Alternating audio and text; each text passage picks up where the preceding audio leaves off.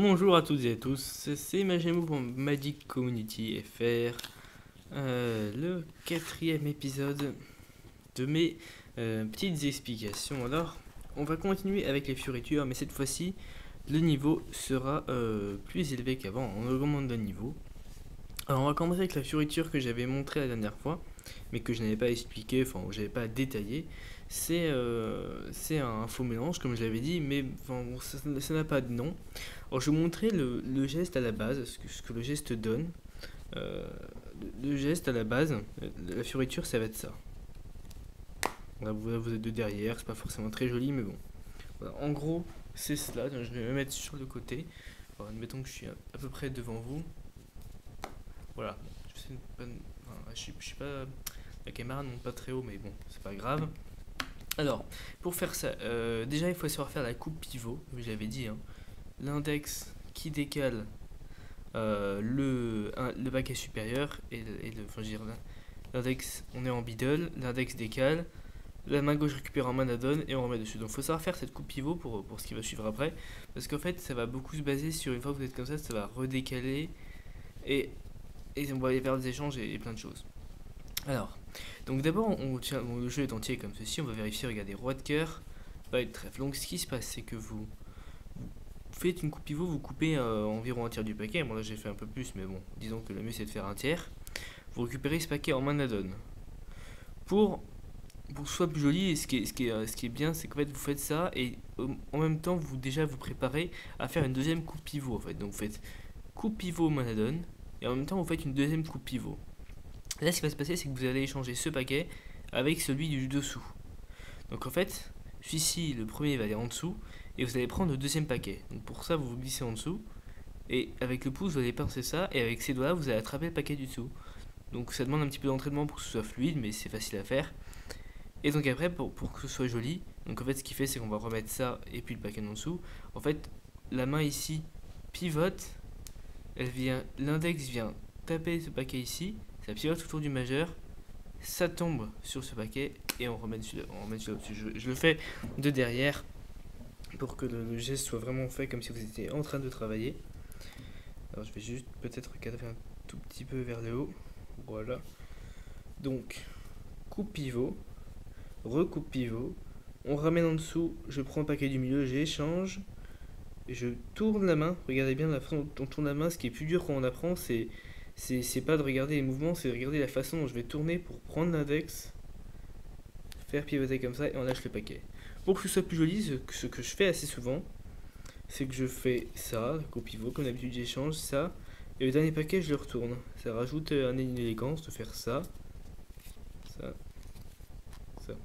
Alors ce geste là est très utile parce que comme je vous l'ai dit, ça ne mélange pas le jeu, hein. Si je vous montre qu'il y a le valet de trèfle et le roi de cœur, et bien que je fais ça, et d'ailleurs c'était pareil que tout à l'heure, vous aurez toujours le valet de trèfle et le roi de cœur.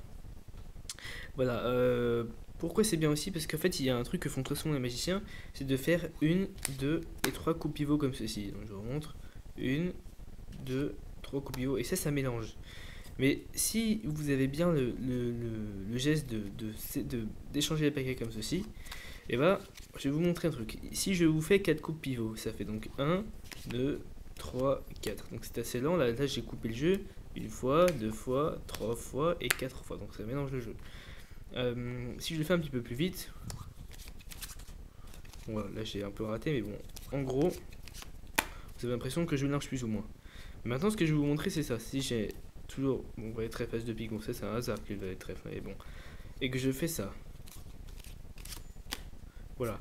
Là, en gros, j'ai fait le même mouvement, sauf que en fait, j'ai coupé une fois.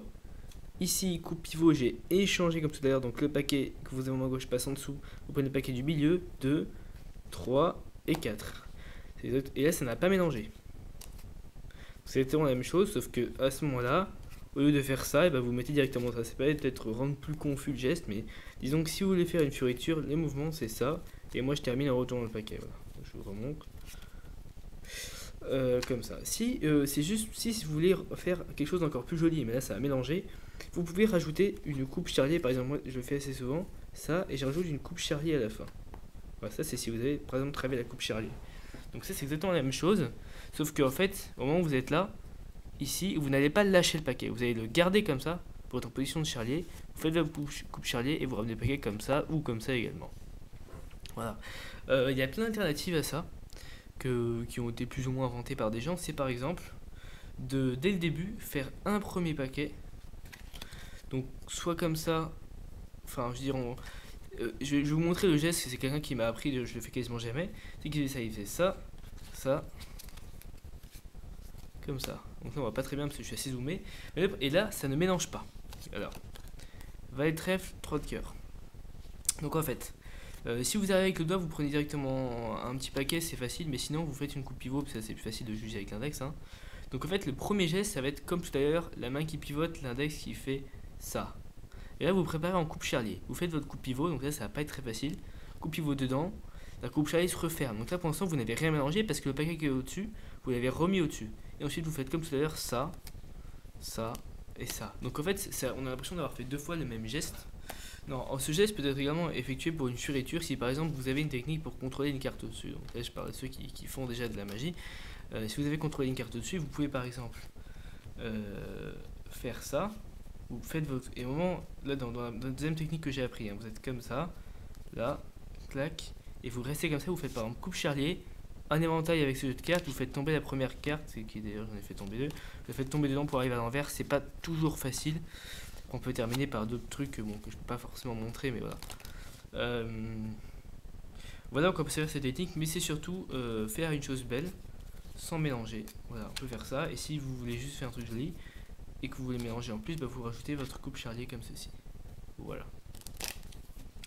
Alors, maintenant que j'ai fait ça, je voudrais passer à une deuxième fioriture qui est vachement intéressante. C'est le Flourish Pirouette. Donc en fait, le but va être de faire tourner la carte comme ça, donc ça marche plus ou moins bien, hein, de donner l'illusion que, voilà, que votre carte tourne, enfin, et puis c'est vrai, hein, faire tourner la carte comme ça, ce qui est très très sympa, parce que c'est joli à voir, et ça peut servir pour faire des transformations de cartes. Si je me mets en face, ça va être mieux. Ça peut servir à par exemple prendre un 10 de pique, à faire comme ceci, si vous faites ça, c'est une passe magique pour pouvoir le transformer par exemple. Bien. Donc là j'utilise des techniques forcément parce que c'est pas ça qui fait transformer la carte, hein. Mais en gros ce truc là est très joli, hein. Vous pouvez prendre au centre comme ça, enfin, c'est vraiment assez sympa. Bon bref. Après c'est vrai que si le jeu est neuf ça marche très bien, mais c'est très sympa à faire, et en fait pour faire ça vous pouvez peut-être apprendre. Il n'y a pas vraiment de technique. En fait, ça vient vraiment tout seul. Et c'est comme à chaque fois en magie, je le dis et je me répète, mais c'est vrai. Hein. En fait, le but du jeu, c'est qu'il va falloir vous donner. Vous avez envie de la faire tourner. Donc en fait, avec les doigts derrière, vous allez faire ça. Sauf qu'il faut avoir dans l'idée que ça va tourner autour du majeur, mais ça n'empêche pas que le majeur donne quand même une impulsion. Donc le pouce tient la carte, et en fait, on va lancer la carte. Donc là, je fais de la main gauche exprès pour pouvoir mieux expliquer. Parce que, en fait, quand je fais de la main gauche, je me rends compte de la manière qu'on apprend parce que je n'ai pas appris de la main gauche. Donc en fait, vous allez faire ça. Et même au début, pour vous entraîner, moi ce que j'ai fait, c'est que je me suis entraîné à la mettre comme ça en équilibre et à la faire tourner, par exemple. Parce que vous voyez, le but là, c'est qu'après, ça va tourner tout seul. Si on est bien entraîné. Hein. Après, moi, ça marche pas du tout à 100%. Voilà. Donc vous pouvez essayer de faire ça. Donc au début de la lancer comme ça, puis déjà vous entraînez à faire en sorte qu'elle tourne un petit peu. Et au fur et à mesure, vous allez le faire, mais plein de fois. Et ça va tourner plus vite qu'avant. Ça va tourner de plus en plus. Mais quand je vous dis, c'est qu'il faut le faire plusieurs heures, ça. Enfin, plusieurs heures. Enfin, vous n'allez pas enchaîner plusieurs heures, mais en gros, pendant un soir, vous prenez une carte et puis vous faites ça, comme ça. Et vous voyez que même moi, là, de temps en temps, elle se met très légèrement à tourner. Et ça s'apprend vraiment tout seul. Enfin, je veux dire, vous n'allez pas le voir, mais en gros c'est vraiment le geste que vous allez faire, c'est vraiment ça.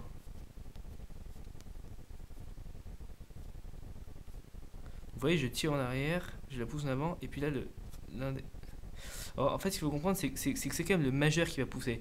Et le pouce, c'est justement à faire en sorte que la carte ne bouge pas. Ce qui se passe ici, c'est que l'index sert à faire pivoter la carte, mais l'index va glisser, c'est le majeur qui, en tenant ferme, va faire que la carte va pouvoir avoir cette rotation. Donc si vous n'avez pas compris, vous pouvez me poser des questions, mais c'est vrai que c'est assez dur à expliquer, même surtout moi, vu que je l'ai appris comme ça, un petit peu par instinct. Et donc si vous travaillez des deux mains, c'est génial parce que vous pourrez faire pourrez faire comme ça en fait. Enfin, moi je sais pas le faire là. Mais en gros, si vous travaillez des deux mains, vous pourrez vous éclater à prendre deux cartes et à faire comme ça. De la même manière que si vous savez faire la coupe Charlie des deux mains, et bah, vous pouvez faire la coupe Charlie des deux mains. Il y en avait un troisième, je voulais vous apprendre. Ce que j'aurais oublié. Alors, tiens, ça c'est sympa ça. Mais bon, ça c'est un peu du hasard. Hein. Ça dépend comment sont pliées vos cartes. Des fleuriches, moi je suis pas très bon, mais alors, il y en a un qui est vraiment assez sympa et que je maîtrise pas forcément très bien. Donc là, je reste qu'avec des cartes. Après, je vais vous montrer un truc avec des pièces aussi. C'est qu'en fait, c'est le top shot. Je vais essayer de vous en faire un, sachant que je suis pas du tout bien positionné. C'est ça en fait. Donc en fait, le but, c'est que en quelques secondes, vous allez envoyer une carte dans votre main. Voilà. Donc c'est très sympa à faire. Ça peut être pour retrouver une carte, ça peut être pour enfin, je sais pas, pour enfin, ce que vous voulez, ou jouer au poker avec des amis, et bon, je retire le joker, clac, clac. Ah zut. Vous avez deux jokers dessus là. On n'a pas besoin des jokers. J'ai raté le premier. Mais c'est vrai que là, la façon de la prendre, par contre, il y a une technique, elle est dure. Ce qui va être beaucoup plus variable, c'est la position de votre main en fonction de comment la carte va arriver. Et parfois, la carte arrive face en bas. Donc, je dis parfois parce que c'est vrai que je ne maîtrise pas du tout bien la technique et que ça n'arrive pas tout le temps. Mais franchement, si vous travaillez ces mouvements, ça peut être très sympa. Alors, comment ça se décompose? Vous tenez le jeu en main d'adon. Donc là, je suis droitier, le jeu est à gauche. Vous avez l'index ici. Donc pouce, index, donc main d'adon comme on a vu d'habitude. Et en fait, le mouvement, ça va être ça. Ça va être l'ouverture des doigts, ce qui est assez dur d'ailleurs. Et en fait, c'est le petit doigt qui va ouvrir la carte. Mais ce qui est important, c'est que tout va s'ouvrir sauf l'index. Il ne faut pas que vous lâchiez l'index. Si vous lâchez l'index, d'ailleurs, j'arrive même pas parce que j'ai pris le réflexe, mais en gros, en fait, vous gardez l'index et il y a tous les doigts qui vont s'ouvrir en fait. Vous faites comme ça. Faut faut vraiment travailler ce geste-là. Là, j'exagère. Vous voyez que la carte part vraiment assez loin. Donc en fait, c'est le petit doigt qui accroche et qui envoie la carte dans l'autre main. Et en vous entraînant, bah, vous arriverez à le faire sur des grandes distances en fait. Sachant que le pouce qui bloque ici, c'est volontaire. C'est-à-dire que le pouce là, c'est celui qui donne là. Vous voyez? Donc après, en fonction de la taille de votre main ou de vos cartes, c'est vrai que ça va être plus ou moins facile. Parce que là, vous voyez que c'est pas toujours évident de l'envoyer à toute vitesse. On est en train de faire un vrai bazar, je sais, mais bon, on est là pour apprendre. Donc voilà, ça c'est le top shot. Après, il y a le bottom shot que je ne sais pas faire du tout, donc je ne vous l'apprendrai pas. Donc, qui consiste à envoyer une carte par en bas, donc ça va être une technique dure. Il faudra la projeter comme ça. Enfin, je sais pas comment ça se fait, mais je sais qu'il y a le bottom shot que je ne sais pas faire. Bon, on passe aux pièces maintenant. Aux pièces, oui, aux pièces, j'ai dit aux pièces. Avec une fioriture qui fait baver tout le monde, c'est celle-ci, bien sûr. Enfin, là, je vais me mettre en face. C'est vrai que c'est dur à montrer. Mais en gros, le but est que vous allez faire passer votre pièce entre les doigts. Alors d'abord, une question matérielle de pièces. Vous pouvez faire ça avec n'importe quelle pièce, franchement. Sachant que on va croire que plus la pièce est petite, plus c'est dur. Et en fait, c'est pas vrai. Parce que si vous essayez avec un jeton de poker, par exemple, moi je vais jamais arriver. En plus, là, je me mets beaucoup trop. Enfin bref. Comment je vais faire ça? Voilà, je mets le plus bas possible. Je sais pas si vous voyez ou pas, mais bon. Voilà, en gros, la pièce vous passe sur tous les doigts et vous pouvez même faire ça dans l'autre sens. Et puis si vous êtes très fort, comme d'habitude, le faire de l'autre main, sachant que c'est beaucoup plus dur. Je me suis un petit peu entraîné à le faire. Là, j'ai perdu parce que ça fait longtemps, assez longtemps. J'espère que vous m'entendez bien, vu que là, quand je me mets devant, je suis un petit peu plus loin de la caméra. Alors, j'arrive plus du tout. Bon, en fait, alors, les pièces, c'est vachement dur dans la magie, puisque ça dépend vraiment de l'humidité de la pièce, en fait. Enfin, l'humidité de vos doigts. Hein. Si il fait trop sec, la pièce glisse et on n'y arrive pas. Mais ça c'est incroyable, parce que j'avais appris à faire de la main gauche et là, j'y arrive plus du tout. Bon. Alors, pour ça, déjà, bah, vous voyez que j'ai les doigts pliés quand je le fais. Parce que le truc, c'est fait avec les doigts pliés. Alors, je sais pas pourquoi, mais vous allez voir qu'au final, on n'a pas trop intérêt. Enfin, avec les doigts tendus, vous n'aurez pas de précision en fait. Ça va pas être joli, puis vous n'arrivez pas à contrôler la pièce. Ça se fait avec les doigts pliés. Alors, comme d'habitude, ça vient tout seul en s'entraînant. Ce qu'il faut, bah, c'est très simple en fait. Comme j'ai dit, bon, moi je pars avec le pouce comme ça, hein, parce que si on a un bec comme ça, c'est pas joli, donc il faut s'entraîner à partir avec le pouce comme ça et à envoyer directement ici. Et de là, euh, vous allez serrer, écarter, serrer, écarter, serrer. Et je sais, enfin, elle va avoir tendance à tomber. Mais ce qui est dur justement, ça va être ça, ça va être de s'entraîner à garder serré. Moi, comme d'habitude, comme tous les fioritures que je vous montre, je les ai pas, on ne les a pas appris, hein, je les ai vraiment appris tout seul. Et en fait, pour faire le retour, moi je m'arrête là. J'arrive pas à aller jusque là à faire le retour. J'arrive pas, j'ai plus aucune force dans le petit doigt. C'est pour ça que quand je fais les retours, je vais là et je reviens. Je sais pas s'il y en a qui arrivent à aller jusqu'au petit doigt. Moi en général, je le fais pas. Voilà, donc ça se passe comme ça. Je vais mettre dans l'autre sens parce qu'en plus là, quand je suis derrière, vous m'entendez moins bien et j'ai pas la caméra en fait. Je vois pas dans la caméra. Donc ça, ça. Et vous voyez rien du tout ici. C'est un massacre. Alors, ouais, je vous le remontre. Voilà. Donc le pouce est dans une position pas forcément très esthétique, mais en fait, c'est, je sais pas, c'est que c'est mieux vu comme ça. Et en fait, une fois que j'avais au petit doigt ici, vous voyez que j'avais au petit doigt. Donc le but c'est de le faire le plus vite possible. Vous avez au petit doigt, et voilà, tout simplement, je la laisse couler, et c'est le pouce qui la récupère. Là, j'arrive pas en plus, parce que comme je retourne la main pour vous montrer, bah, elle retombe dans l'autre sens en fait. Donc en fait, vous allez le plus vite possible parce que c'est très amusant. Donc une fois si on a la main trop sec, si elle est en ce moment, bah, on n'y arrive pas. Voilà. Puis en plus les doigts montent. Alors attendez. Mais vraiment au-dessus. Et là le pouce, bah, il est récupéré en dessous. Et théoriquement vous êtes sur la même face. Voilà. Wow. La manière de filmer est étrange, je sais, mais bon. Donc en gros, si vous voulez apprendre ça, bah, il y a une seule chose à faire, c'est bon, vous avez les doigts pliés et vous poussez en fait. Vous allez pousser la pièce entre vos doigts. Et vous allez voir qu'au début, déjà vous avez du mal à faire ça, la glitine là. Puis après, elle va tomber ici. Et puis après, vous allez refaire et les doigts vont s'habituer. Et puis elle va tomber au cran d'après. Elle va tomber comme ça. Et au fur et à mesure, normalement, vous devrez aller jusqu'au bout. Voilà. Si vous voulez faire de la main gauche, après, bon, ce que vous voulez. Et c'est vrai que mes doigts, après, vous avez vu qu'à la fin, j'ai mon index qui se lève. Donc, bon, je ne saurais pas trop vous expliquer comment ce qui se passe avec mes doigts, mais moi j'ai appris le geste de cette façon-là. Quand j'arrive à la fin, enfin, je sais pas, j'ai l'index qui se lève pour laisser passer le pouce. Enfin, bon, je sais pas vraiment ce qui m'arrive, mais bon, c'est comme ça en tout cas. Donc, ce truc-là est très sympa à travailler. En plus, ça peut se faire n'importe où, n'importe quand, hein. Si vous voulez perdre de l'argent, vous faites ça à la plage. Si vous voulez perdre de l'argent aussi, vous faites ça dans le bus. Si vous voulez perdre de l'argent, vous faites ça à l'école. En fait, non, il y a nulle part où on peut le faire. Oui, parce que moi j'ai fait beaucoup ça en cours. Mais bon, il y a un certain temps quand même, hein. Maintenant, je ne le fais plus. Mais vous pouvez faire ça avec une pièce de 2 euros, hein, je vous assure. Alors moi, si je le fais, j'aurais du mal. Mais au début, quand je me suis entraîné, j'avais fait ça. Puis là alors la pièce que j'utilise, c'est un demi-dollar américain. Sachant que les demi-dollars n'existent plus, hein. Maintenant, vous avez que des dollars et ils sont beaucoup plus petits. Donc en fait, ça se trouve en magasin de magie. Encore une fois, c'est soit des demi-dollars comme ça, soit des dollars. Ça, c'est du nickel. Il y a aussi en argent. Sachant que la pièce d'argent comme ça coûte 10 euros pièce, bah voilà quoi, prenez celle en nickel, qui sont déjà hors de prix, hein, qui sont théoriquement à 2,50 € pièce. Donc voilà, ce sont des pièces de collection. Donc il y a des pièces qui correspondent à peu près, mais c'est jamais aussi bien. Enfin bon, il y a le penny anglais qui est qui est fait de la même taille. Bon, après, à part le penny anglais, j'ai vu d'autres pièces parfois. Des roupies, j'ai vu qu'ils faisaient à peu près la même taille. Peut-être des vieilles pièces russes ou grecques aussi. Enfin bon, en général, globalement, les vieilles pièces c'était plus rose. Ah oui, les pièces de 5 francs par exemple. Elles sont bien, elles sont légères, mais elles sont trop épais. C'est pour ça que le demi-dollar est vraiment bien. Les roupies, par exemple, pareil, c'est trop épais. Donc,